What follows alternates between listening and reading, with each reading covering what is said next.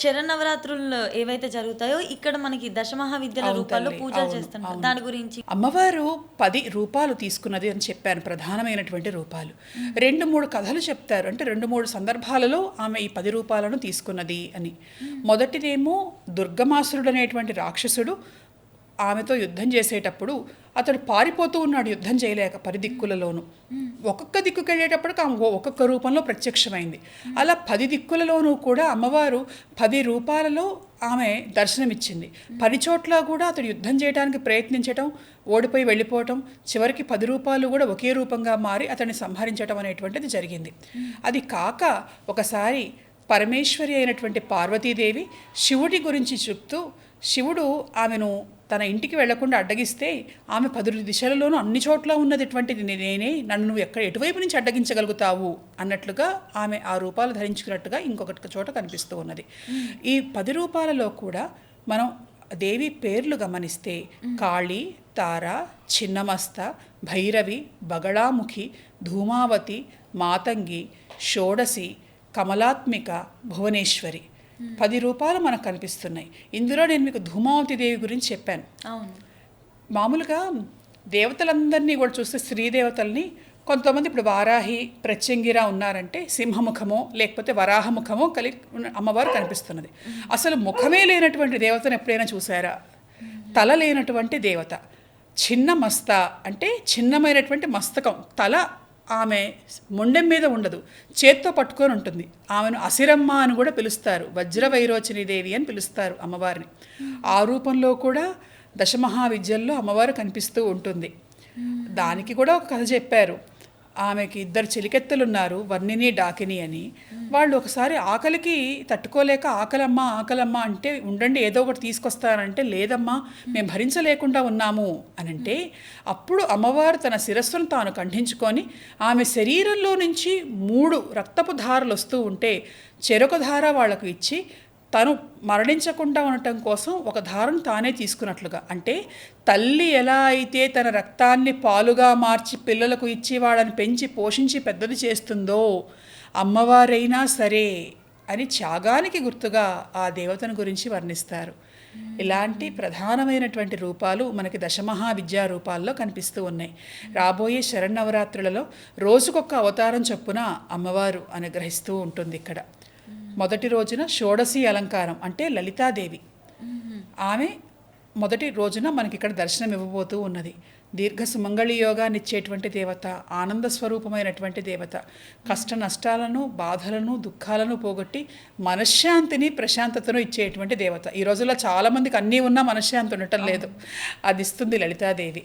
తర్వాత బగళాముఖి అనేటువంటి దేవత అలంకారం. ఈవెన్ స్తంభనా దేవత అంటే స్తంభించిపోవటం అంటే ఆగిపోవటం. అంటే ఎవరైనా సరే శత్రువులు మన గురించి ఏదైనా చెడు కోరుకుంటున్నా, ఏదన్నా చెడు తలుపులు చేసినా, ఆ ఆలోచనలు చేసినా, ఏవైనా ప్రయోగాలు చేయాలని ప్రయత్నించినా వాళ్ళని స్తంభింపజేస్తుంది, అంటే కట్టేస్తుంది అమ్మవారు. అమ్మవారి రూపం కనుక చూస్తే ఆమె ఒక రాక్షసుడి నాలుక చేత్తో పట్టుకొని ఉంటుంది. అంటే వాడు ఏదన్నా మంత్రం చదవాలన్నా కూడా చదవకుండా అతడి నోరు కట్టేసేటువంటి దేవతగా, అతన్ని ఆపేటువంటి దేవతగా మనం చూడొచ్చు బగళాముఖి దేవిని. అలాగే ధూమావతి గురించి ఇప్పుడే స్మరించుకున్నాం. తర్వాత భువనేశ్వరి దేవి, పేర్లోనే ఈశ్వరత్వం, అన్ని భువనములకు అధీశ్వరిగా అధికారాన్ని ఇచ్చేటువంటి దేవతగా అమ్మవారు మనకి దశమహావిద్యల్లో దర్శనం ఇవ్వబోతున్నది. అలాగే త్రిపుర భైరవి. భైరవి అంటే భయంకరమైనటువంటి స్వరూపంతో, భైరవ శక్తితో ఉండేటువంటి దేవత. 3 త్రిపురాలు అంటే ముల్లోకాలను కూడాను ఆమె భయపెట్టగలిగినటువంటి శక్తి ఉన్నటువంటి దేవిగా, శత్రు బాధలను తొలగించేటువంటి దేవిగా, త్రిలోక జ్ఞానాన్ని ఇచ్చేటువంటి దేవిగా అమ్మవారి గురించి చెప్తూ ఉన్నారు.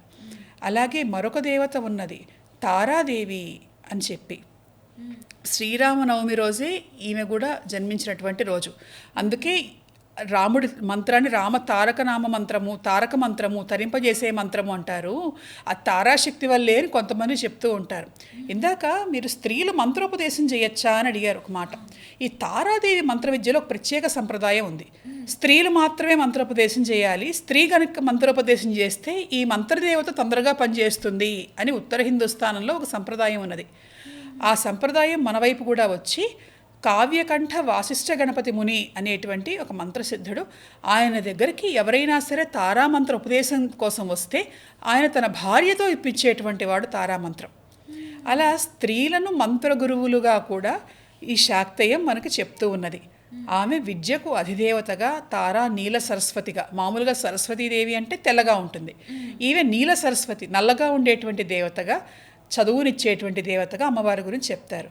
అలాగే రాజశ్యామలాదేవి మాతంగి, ఆమె రాజకీయ అభివృద్ధిని ఇస్తుంది అని ఇటీవల కాలంలో చాలా పాపులర్ అయినటువంటి దేవత.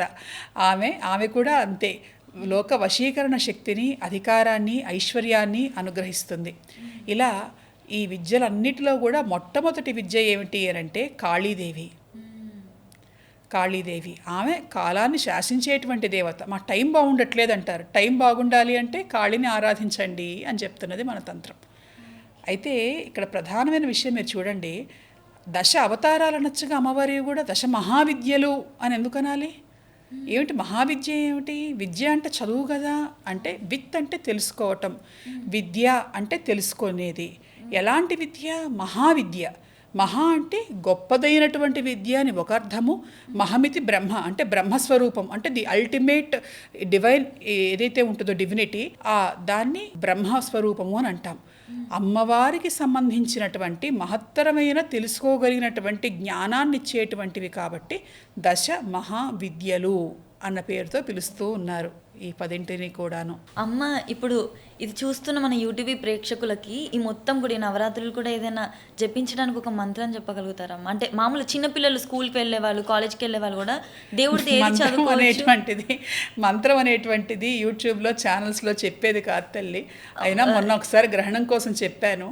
ఒకటే నేను చెప్తాను, ఏంటంటే శ్రీమాత్రే నమః అని అమ్మవారిని స్మరించండి.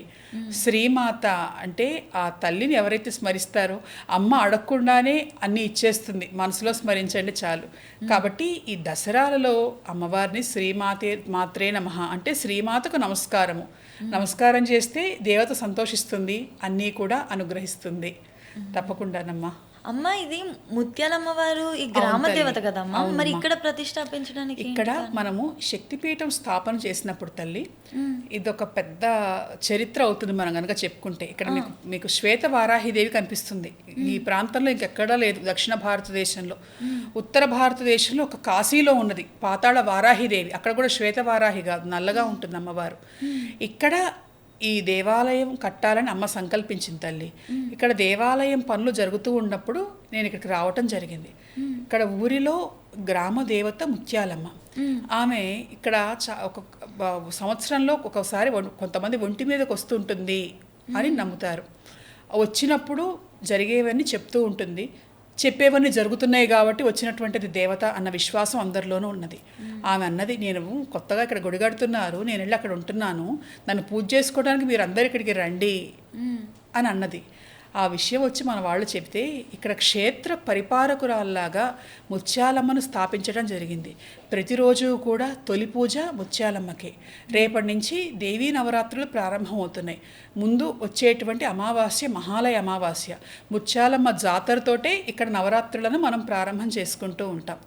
ఆ జాతర జరిగినప్పుడు కూడా చాలామందికి అమ్మవారు ఆ శరీరంలో ప్రవేశించినట్లుగా, ఒక మహాశక్తి వచ్చినట్లుగా ఊగుతూ ఉంటారు, జరుగుతూ ఉంటే పొద్దున మీరు గమనించి ఉంటారు.